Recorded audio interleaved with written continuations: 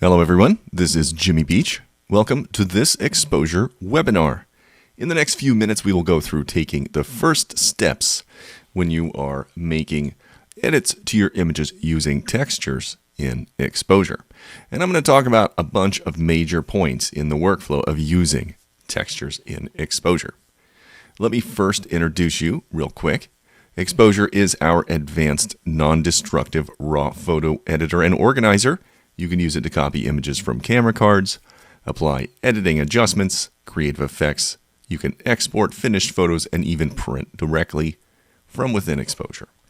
Now, a quick history lesson is about 16 years ago, Exposure was developed for film photographers. We use analog film in the darkroom with chemistry to process their images, and then they transitioned over to processing directly in the computer with digital images. That transition was tough to grasp. Now, Exposure's accurate film emulation presets helped create that, or helped make that change for photographers. They are right here inside the presets panel in Exposure, and you can see that we have a lot of them there. These presets actually are made to simulate a bunch of old films that photographers used to love using. You can see the names here, Fuji Pro 160C. So this is really where Exposure got its beginnings. Anyway, I just wanted to start with that, and now that as we get into the demonstration, I want to point out that there will be time at the end reserved for any questions that you have during the lesson. So I'm going to hit Escape, and then I'll hit Tab. Now let's go to a folder of images where we can see what we're working on here. Okay, so I have a bunch of photos here from Andrea Livieri. And I would say that Andrea is a rock star photographer, but he's actually just a rock star, and he's a really good photographer too. Did you see what I did there? He's actually a rock star. No, seriously. I feel almost famous. Okay, anyway, we're working with textures. So the first thing that I want to take a look at here is this is kind of after we've added some textures to this image. So we have this is where we're going to go. So I have just this demonstration here where I've had some edits that I've applied to this image using textures and exposure, and then we can see I'm going to reset the entire thing so that we can go back through it and apply our adjustments. So watch the image in the middle. I'm going to hit reset, and you'll notice that it's back to the way that I started with, okay, in the beginning. Now, the texture tools are located right here on the overlays panel right in front of me. All right. Now, there are several ways that we can apply our textures to our images. Okay, so I'm going to close this dock over here on the left. And I'll close the layers panel just so that we can see these a little bit bigger. Okay, so I'm going to use a border. A border is a special type of texture. Okay, a border goes around the outside of the image. It's applied in a opacity blend mode. Okay, that is unique to this type of overlay. Opacity blend mode means that you actually have transparency inside of the image that you overlay over the top. And you don't want that overlay to affect the image where it is transparent. Okay, so that said, this is applied so that you can see where we have a solid color here on the edge, and you can see in the center here where it is opaque, or it is transparent, so we can see the underlying image below. Okay, so I wanted to point that out under blend modes. Now, if we're working here inside of Exposure, we want to add a different border effect to our image. We can go through the different options that we have at our fingertips, and they are all listed right here. These are all the different types of border effects that we have. So if you want to search through simple border effects, we have a nice hard white frame that is not exactly symmetrical, so it doesn't quite look like it was made in the computer. It's a little bit more made by hand looking. Or you can go to all and sift through them all here in a big line, just like so, just scrolling through there and stopping to apply a look to the image. Now, you can use randomize. I'm going to point this one out right now since we've just gone to the all category. You can hit randomize, and randomize will randomly pick a texture within the folder that you have selected. So in my case, I'm selecting the all category, And because of that, that means that I'm going to randomly go through all of these. It's handy. So I'll click watercolor. We'll just randomly go through here a few times, and we can see that the different texture or the borders are being applied around the outside of the image. Now we can flip the image with these tools here in the panel. It's horizontal and vertical, or across the vertical axis and across the horizontal axis. Or we can invert them, which will make black white and white black. Now notice invert does not invert the mask, so we are not inverting where the mask is being applied here because we're on opacity mode, and that's not how it works with overlays. So anyway, okay. So we have this, we've applied it, we can zoom here, right? Make it a little bit larger so it just affects the edge. Oops, zoomed in there, I'm sorry about that. So it just affects the edges of the image like that, or we can take the opacity down. Now opacity down is going to blend it with the original image, you can see here on the top, okay? But we can also select from, let me zoom this back out so we can see the whole thing. We can also choose from some different blend modes to apply this and mix the pixels with the image that's there. That's what these blend modes do. And we're going to talk about them in a little more detail here in a minute. So multiply typically makes things dark. That's why it says darker. Screen usually makes things light. That's why it says lighter.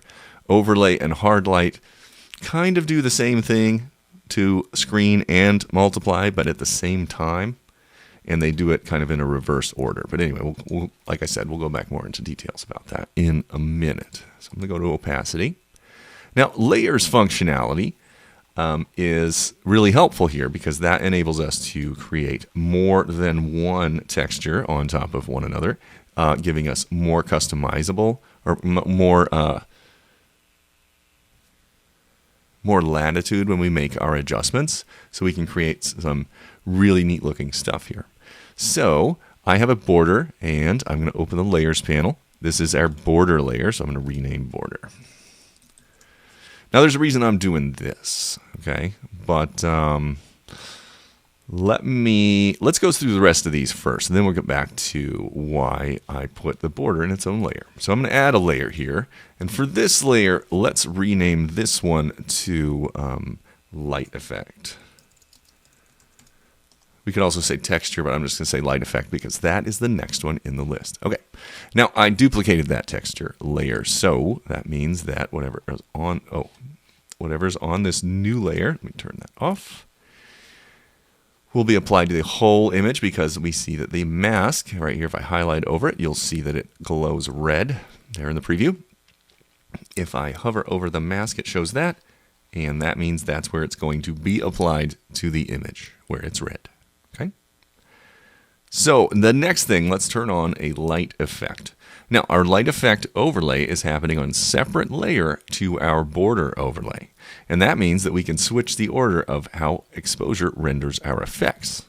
So you can see that the light effect is actually, stop doing that. The light effect is actually applying itself or attaching itself over the top of these white pixels where they're mixed here on the base of the image. Which, if you did paint on your exposure like this is simulating, this actually couldn't happen. Okay? So what we need to do here is reverse this order or change this order around. So what I will do is put the border layer over the top of the light effect layer and then flash you with the mask again because I keep scrolling over the masks. And then you can see that now it looks more realistic where the texture or the border layer is on the top of the effects and it's more crisp and clean down here and would be actually how this might be, this might actually work if you just so happen to have a light effect like this happen on your image. Okay, now we're talking about textures here. So light effects are typically effects that are added to your image because of things that happen with your lens, like there's light that's left in or let in, or the sun is reflecting off the lens, or it's creating some sort of prismatic or something like that. That would be a different type of texture. We call them light effects. So I'm not going to use it for this demo. Instead, I'm going to go down here to the texture. Okay. Now, I do want to point out that when we have light effects here, we have much the same tools as we do for the tools on the top for the border area. Okay. But these light effect tools also have an alignment selection to stretch to fit or move freely, and they have a move and rotate tool here. Okay, so that means that if we have a texture overlay and we want to move it around the image, so I have move freely, then you can see right here, since I selected that, it gives me a handle in the preview area and the big image in the middle, and then I can move that overlay and turn that overlay and customize that overlay however I would like to have it work with my image, how I see fit. Okay, so I am customizing how this is being applied here to this photo. Okay, and we can do that however we want to inside of exposure using the light effects. Now, I'm not going to use light effects. Instead, like I said, I'm going to use texture. Okay, so same thing as the other sections up top. We are going to create or select a texture to apply to this image. Now, it doesn't really look like there's anything going on here when we're showing these dust speckles that are on the image. But as I snap through them, you can see the preview area, the big image here in the middle, will update and show you where those are. So you actually can see that changing. Now, that's one of the great things about using these overlays is that you can make them very subtle and they can be very appealing when you apply them on the images. Okay, so let's apply one of the images that has some texture to it. So this is, no, I need one that I can see very clearly. Okay, so let's try this one. Okay, so we can see this texture applied to the image, right?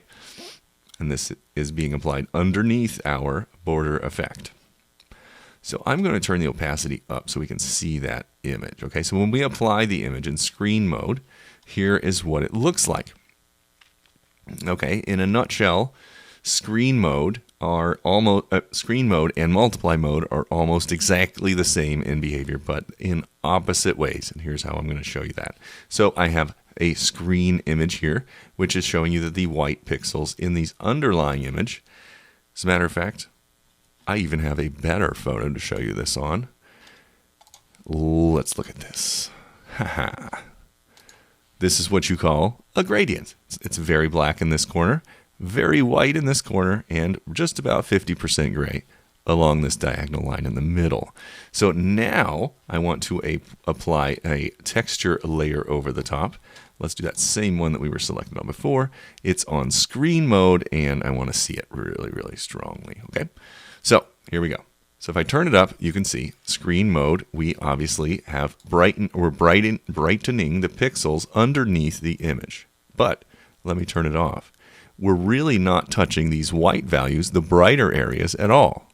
We're only affecting all of the tones that are darker than 50% gray or darker than the overlying image, the image that you're putting over the top. Okay, so screen mode and screen mode and multiply mode are almost the exact same. So when I switch it to multiply mode, notice that the effect that we're applying over the top is only allowing the image to show on the light values. Whereas if we turn it to screen mode, it's only allowing it to show on the dark values. Okay. Now, overlay and hard light modes are related in this same type of way. Overlay mode is a contrast booster. It uses a combination of screen mode for the lighter parts and multiply mode for the darker areas. So when using this mode, the middle or gray tones are the tones that you see the application of the effect. Notice that the closer the values are away from 50% gray, the less of the overlaying texture file you will see. Hard light mode is just the same as overlay mode, but in the opposite order. So when you switch to hard light mode, we're going to see the opposite thing happening. Instead of applying the image here, this crushed jade texture overlay on our image, I want you to think about actually applying our underlying gradient image to our crushed jade texture overlay in overlay mode. So if overlay is crushed jade on gradient, then hard light is gradient on crushed jade, or vice versa. So that's about the easiest way to explain it. So if you import your own textures into Exposure, you can use them, or you can create your own here and use them with one-click use, like creating your own presets, okay? So I have a couple here that I've imported before, and they're just examples. So let's take a look at how we are going to do that. I click the Import button, I go right here, and on my webinar, I have a few images to chat about. Oh look, we have the gradient that we just talked about. That makes a great overlay for when I'm doing just little subtle things. So I'm going to open that one. Now, when you import your own textures, you can use them in presets, name them however you'd like to, save them in your own categories and all of that stuff. Also, you can set how big you would like it to zoom or what opacity level you'd like to use standard when you use this overlay. Okay? You can also set which blend mode you'd like to use most of the time, and how you'd like it to be aligned, just like we showed you with the light effect overlays previously. Now, because this is a gradient, I'm going to stretch to fill. I'm also going to use auto rotate because I want to rotate it on my own using these buttons. And then I'll click import. Now, let's go to another image because this gradient really isn't going to show us anything being applied to that. We'll go back up here to this main image that we've been working on. And let's load that texture. There's our gradient applied. Okay, so let's turn it off and back on. And you can see that that texture actually is flipping around the perceived shadow and highlight areas in this image because we have it at overlay mode. It'd probably help with multiply mode too. Makes it a little bit darker. So let's change it back to multiply mode because that seemed, or overlay mode, excuse me, because that seemed to work the best. I think hard light's not going to do what we want. Yeah, I was right. Okay, so now we can make it more or less dense so that the effects kind of give some three-dimensionality to the image. So if I put it right in the middle, it kind of flattens it out. And so what I want to do is just take that edge down a little bit so I'm losing a little bit of the directional light. Okay, this is a really strong image and I really like how it looks, but I just want to tweak it a little bit with something like this. This is a smooth texture. Huh. Anyway, the Protect Location tool is here on the bottom. Protect Location does just what it says. You can identify or place an area in the image where you don't want the effect to apply. So let's turn this up as strong as we can. So the Protect Location tool, I place the center right here inside the ring. And as I move the Protect Location slider positive, you can see that it makes an area that the effect or overlay will not touch in the image. So if I make it bigger, it won't affect the image at all in the center, or smaller, and then it kind of bleeds itself over just a little bit, okay? So now we have this screen being applied to our image, which isn't exactly what we want. So I'm going to turn back to overlay, and we can see that we're just applying our darkening effects right around this center. So doing that actually gave a little bit more dimension to the image, I think. Now this piece sticks way up instead of this, where the light is coming from this side. Now, let's chat about how else we can use our textures here. So we haven't even touched masking. We've only applied a texture to this image that's flat. So now that we understand our blend modes and our alignment, we can do some stacking of effects to create our own textures. So I'm going to add a new layer, and I will put a texture layer. And let's grab one of the color images. There we go. That has some stripes or something. How about this one? Okay, that looks great. You see these wiggly lines from that overlay? Let me make it brighter. That wiggly lines from that overlay, those are going to work great with this motley, grainy texture of the rocks underneath. So I have that set to screen mode right now, but we'll turn the opacity down. I'm also going to move it over, and let's actually do this number to it, yeah. And have it come up, nope, I want it to be over here on this side. So I'm going to undo that and redo what I wanted. Okay. Now we can also flip the image So instead of having white be white, it will invert this. So it will switch the tone. So I'll click this button here to do that. So now this is inverted, that mask. Oh, I'm on screen mode. That's why you don't see anything. There we go. So on multiply mode, when I reverse it, now it's darkening the areas that were light when I had it on screen mode. See how that works? So what I want to do is create some of this action. So when I have it on overlay mode, you can see how these little bleeding veins appear. So let's try hard light mode to see how that blends. That is perfect for what we want. You can see how that little bit of light comes in there, even when it's very strong in opacity. You can see how it creeps across the image, and that looks great. Now, before we hid this little section here in the middle using the Protect Location tool, this time, let me zoom in here just a little bit. There we go. And I'll take it down. Now, sometimes when you're doing this stuff, subtlety is the key. It looks really good when you're just barely squeezing your eyes at it. This time, instead of using the Protect Location tool, I am going to make a mask. So I am going to use the default eraser, which is going to tell exposure I don't want it to hit this area. And then I'm going to turn the flow up so it's a little quicker and easily paint a mask very carefully. If you saw how not careful that was.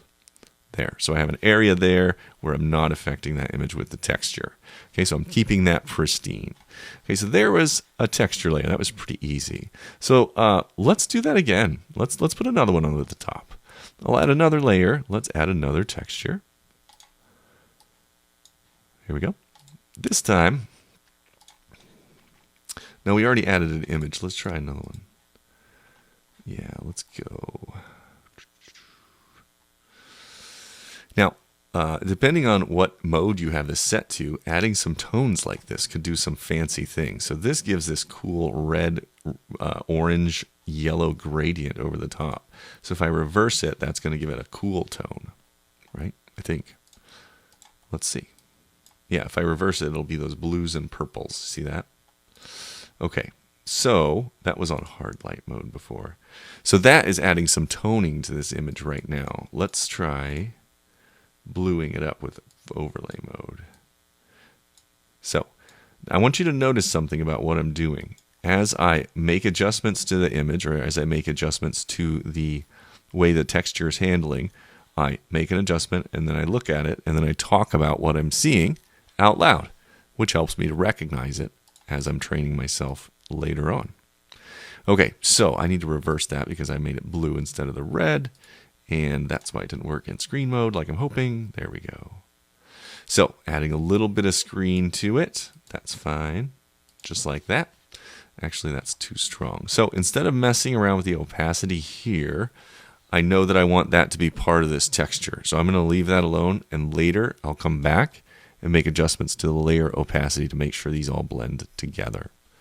Now I added that texture overlay here so that, I added that overlay texture here so that I did have the tones here, but I also want some color, or I also want some noise, some additional actual texture.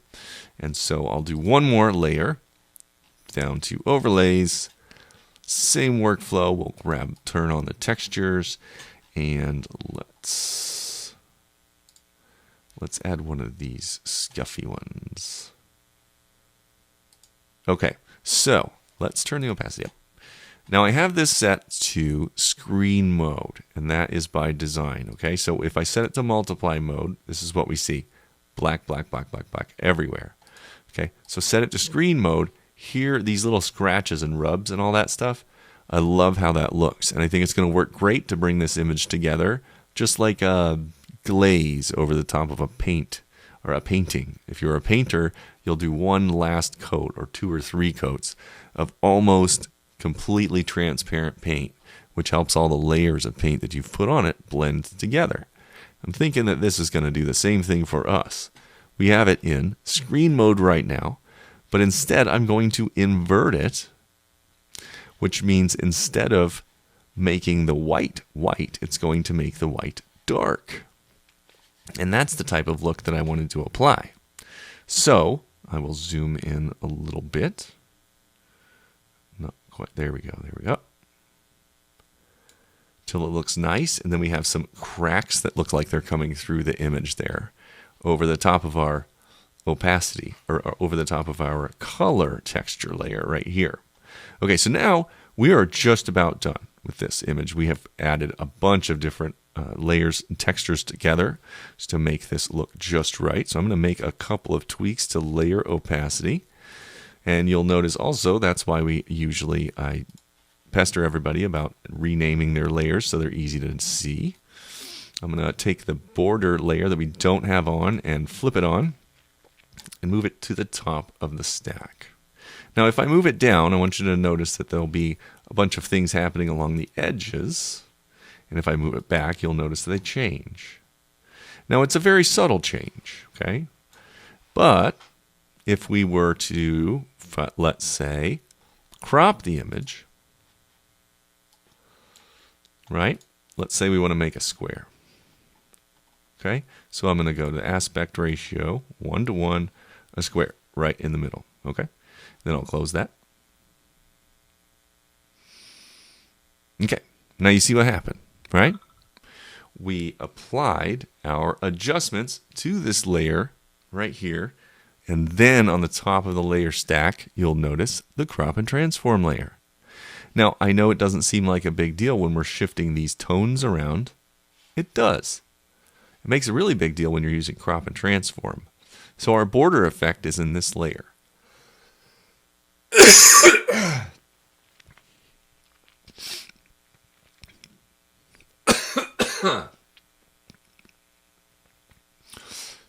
So our border effect is in this layer. Let me try that one more time.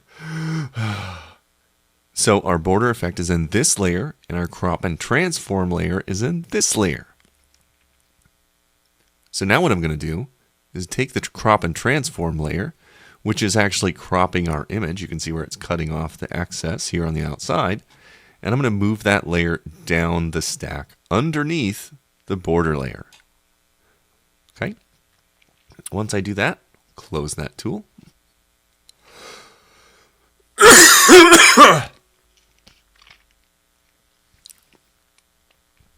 And now you'll see how the crop and transform layer, or the layer of rendering order, affects how the tones and textures and all of the edits that you make to your image affect the final outcome of what your image will look like.